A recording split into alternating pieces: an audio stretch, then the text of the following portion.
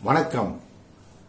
நாம் இப்பொழுது பார்க்க இருப்பது சிந்தனை எப்படி சிந்திக்க வேண்டும் என்பதை பற்றிய இப்பொழுது நாம் பார்த்திருக்கிறோம். முக்கியமாக இது குழந்தைகளுக்கும் அதன் சிந்தனை வளர்ச்சிக்கும் இது உதவியாக இருக்கும்.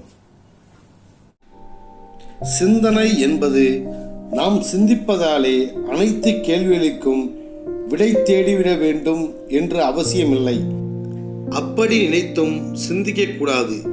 நம்முள் ஏற்படும் சிந்தனைகள் விடை கிடைக்காவிட்டாலும் நமது சிந்தனையின் வெளிப்பாடாக கிடைக்கக்கூடிய ஏதோ ஒரு சில மாறுபட்ட சிந்தனைகள் விடை தேடிக் கொண்டிருக்கும் யாரோ ஒருவருக்கு அது தூண்டுகோலாக அமையும்.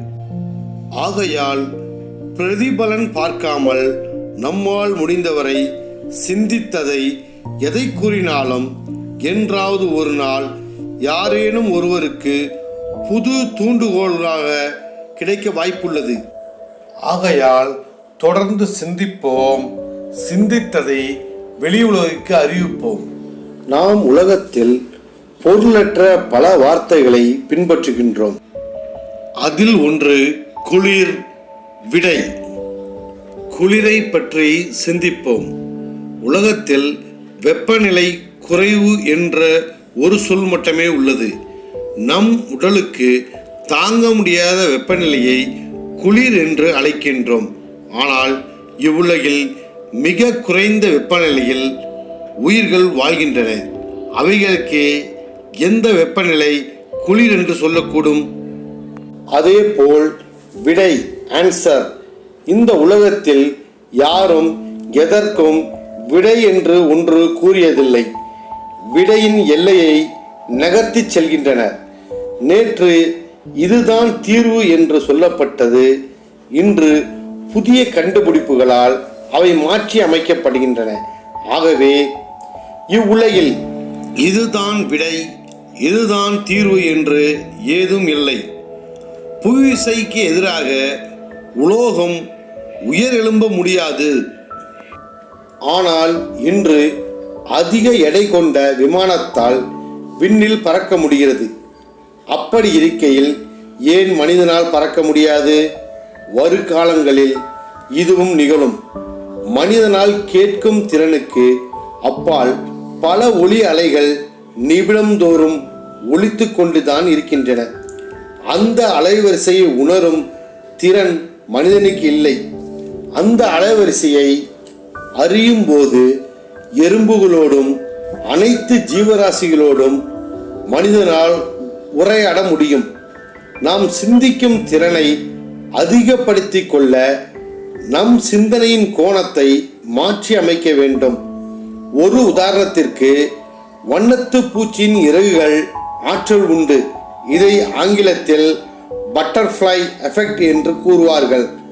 அதாவது நாம் பயன்படுத்தும் சமூக ஊடகங்களும் பட்டர்ஃப்ளை எஃபெக்ட் தான்.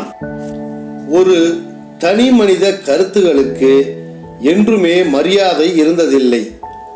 1 கோடி பேர் சேர்ந்து ஒரு கருத்தை வலியுறுத்தினால் அந்த கருத்திற்கு ஒரு முக்கியத்துவம் கிடைக்கிறது. அதுபோலதான் ஒரு பட்டாம்பூச்சியின் இறகின் அசைவிற்கு எந்த மாற்றமும் இந்த உலகத்தில் நிகழ்வதில்லை. அதுவே கோடிக்கணக்கான பட்டாம்பூச்சிகள் ஒன்று சேர்ந்து ஒரு இடத்தில் பறக்கும்போது சுற்றுச்சூழலில் ஒரு தாக்கத்தை ஏற்படுத்தும். அதுதான் அதன் பொருள். இதைத்தான் திருவள்ளுவர் அந்த காலத்திலேயே நம் திருக்குறளில் பதிவு செய்துள்ளார். மயில் தோகையானது எடை மிக குறைவுதான். ஆனாலும் அதிகமாக வண்டியில் ஏற்றினால் அச்சு முறிந்து போகும்.